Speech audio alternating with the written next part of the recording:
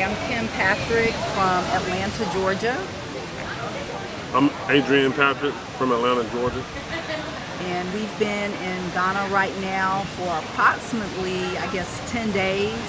And it's really been a journey of a lifetime coming to the continent of Africa. It's been a dream of mine. The Canadian people are open, friendly, they welcome you, they call you their brother and their sister. It's a lot of beauty here. Right now we're at One Africa Resort, and I don't want to leave, and I'll definitely be back here in Ghana, hopefully very soon. But this is definitely a lifetime achievement for me, I feel, and it's a journey of a lifetime. Yeah, I'm here, my first time in Africa. I spoke with my wife about coming here, Kim, my wife, about coming here. And several things I wanted. One, I wanted to come to Africa, just to feel the soil of Africa, because that's our homeland. Two, I wanted to figure out how the people are. And I guess it's beautiful, definitely beautiful. So I know why they would discourage us to come back to our homeland, because it's so beautiful. You know, it's like as if you wouldn't want to leave. It's like a heaven, the black heaven. The things that I was coming for is education, to find myself. But I realized that a few things. One, the people are very wonderful and welcoming here in Ghana. However, they still look at us as American tourists with money. All right, so everything's kind of that you see. You don't know if that's really them liking you because you're African, or it's because they want your money. So it's kind of interesting to, are you just considered a tourist or African? Now that puts us in a unique situation, all right, where you have to realize that both Africans, traditional Africans, and Africans living in America, what they call African American per se, well, I don't like that term, we both been substantially impacted by white supremacy, where they got Africans consider us not African, even though we're African, and you got African Americans considering ourselves African.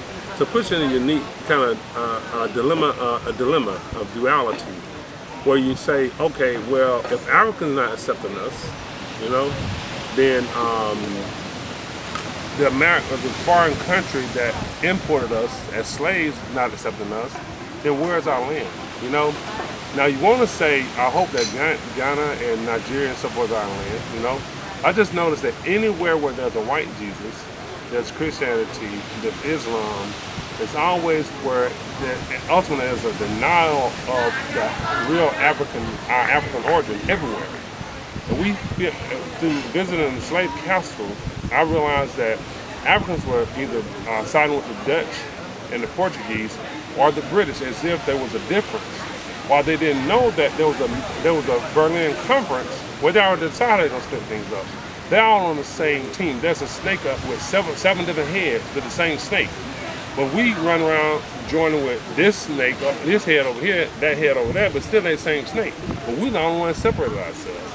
So when you realize that point, right, you have to, in your mind, for me, well, I was already conscious before I got here, all right? So when I realized to me is that I'm still searching about how do we really define ourselves as being slaves as far as it relates to Africa. Like we embrace Africa, we know it's homeland is Africa, but I think my focus at this point will be trying to help bridge the gap between the Africans to recognize that we are African. Not just American tourists, we were dogged out over there in America, right? So my goal now is to try to bridge that gap. That gap can be bridged in the diaspora. And the Africans need to know that we shouldn't be a separation between us as Africans. That's the reason why we failed as a kingdom. But we thought we were dealing with different heads, we were dealing with the same snake. White people always realize they deal with the same person. White supremacy is always the goal for white people, right? Our goal should not be to split ourselves up, but Africans need to recognize we all are African. We need to come together. So anyway, long story short, I really liked the trip. I was able to talk to a lot of villagers in the villages, and native people here that have been here Some were free, never been enslaved. Some of the people we talked in the Busi Mountains, Iberia, Busi Mountains, Eburi. Iberia Mountains, they were never enslaved. A lot of them were never enslaved. And I found about our true spirituality, Islam, and when they said to me that we had spirituality before religion, these cultures were developing and prospering prior to religion itself, the concept of religion, right? Yeah. And at that point, I said to myself, wow. So it had to be the abuse that we got constantly in that one of them slave councils. I think Amina slave council, one of them, both of them. They let missionaries come in there while them ladies would get raped. Me and them women get raped and everything, saying, go to Jesus, stuff like that. So what choice do you have at that point? Then that type treachery would force you to be in religion. If you didn't have the question is, if you didn't have the pressure, you didn't have the coercion and threat of the whip or death, we have chosen to leave our religion, our spirituality, which is Buddha. So that's why I say. Anyway, good trip. It's a learning, a significant step in somebody who's already conscious. It's a significant step into me getting more about who I am, Right. so forth and so on. Right? So what you read in the book and what you see on TV, is it totally different from what you see here? Oh, absolutely. Because my view of Africa, because they saw the pictures of Ethiopians hungry and stuff. Not being here, as a child, I thought that all Africans were hungry. Oh. You know, I really thought that they all were needy and hungry. I come in, man, they got food and fish everywhere. Oh. And fruit. You got fruit trees everywhere, you know? Okay. So I didn't know. Fresh fruit, just delicious. The papaya, bananas, oranges, coconut water, Ooh. all of that.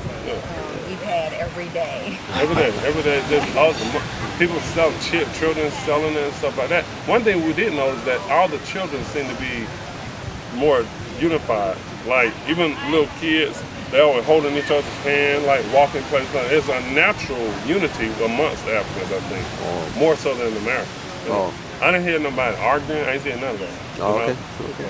So my beautiful sister, are you gonna encourage your family and friends out there to make the next trip next year? Yes, I've already been texting with people, and I've That's encouraged right, them that's right. to definitely come to Ghana. Okay. Absolutely. So are you saying the same thing? Yes, yeah. People need to come to Africa, definitely. If you conscious or unconscious, you need to come to your homeland. All right. Basically, I would definitely encourage you to come. Definitely. All right. Yeah. Right.